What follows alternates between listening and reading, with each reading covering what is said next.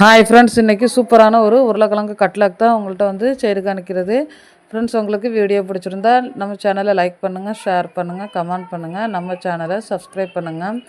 உருளைக்கிழங்கை வேக வச்சு அழகாக மசிச்சு எடுத்துருக்கு. அது கூட ஒரு 2 பச்சை மிளகா கட் பண்ணி போட்டிருக்கேன். ஒரு சின்ன கேரட்டையும் வந்து பொடி பீஸாக கட் பண்ணி போட்டிருக்கு.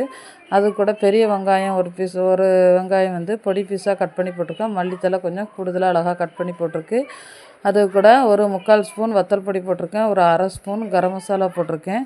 அது கூட வந்து கொஞ்சம் ஸ்கிரிப்பாக இருக்கிறதுக்கு வந்து அரிசி மாவு கொஞ்சம் சேர்த்துருக்கேன். கொஞ்சமாக வந்து கார்ன்ஃப்ளவர் மாவும் போட்டிருக்கேன். போட்டு எல்லாமே சேர்ந்து நல்லா மிக்ஸ் பண்ணி விட்ருக்கேன். ஏன்னா கார்ன்ஃப்ளவர் மாவு போட்டோன்னா அந்த எண்ணெய் வந்து ரொம்ப குடிக்கவும் செய்யாது, நல்லா மொறுமொறுன்னு வரும்.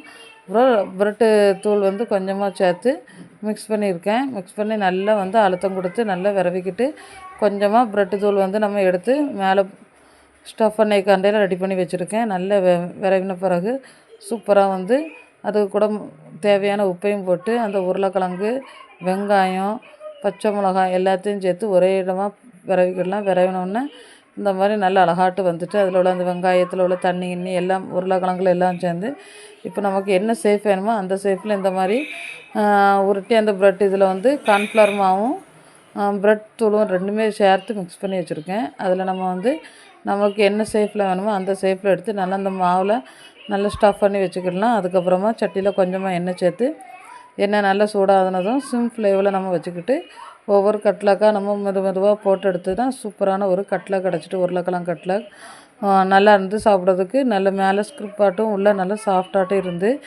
ஃப்ரெண்ட்ஸ், உங்களுக்கு வீடியோ பிடிச்சிருந்தா லைக் பண்ணுங்கள், ஷேர் பண்ணுங்கள், கமெண்ட் பண்ணுங்கள், நம்ம சேனலை சப்ஸ்கிரைப் பண்ணுங்கள்.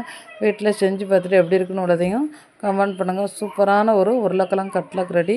சாப்பிட்டு பார்த்து செம்ம டேஸ்ட்டு. வேறு ஒரு வீடியோவில் பார்ப்போம்.